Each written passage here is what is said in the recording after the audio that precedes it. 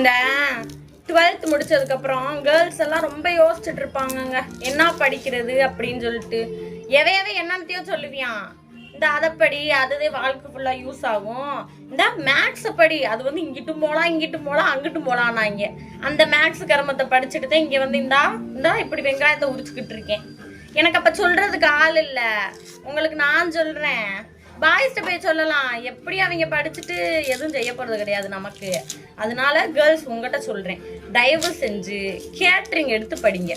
அதுதான் நம்ம வாழ்க்கை ஃபுல்லா யூஸ் ஆகும். கல்யாணம் முடிச்சதுக்கு அப்புறம் காலையில ஒரு டிஃபன், மதியம் ஒரு லஞ்சு, நைட்டு ஒரு டின்னர். இதை ரெடி பண்றதுக்குள்ளேயும் மனுஷன் அப்படியே மண்டையெல்லாம், அந்த மண்டை மூளை வந்து அப்படியே பிச்சுக்கிறோம். என்ன சமைக்க, இதை சமைப்போமா அதை சமைப்போமா, இதா இருக்கு. தயவு செஞ்சு கேட்ரிங்க படிங்க. கேட்ரிங் படிச்சா கூட ஒருவேளை ஈஸியா சமைச்சிடலாமோ என்னமோ.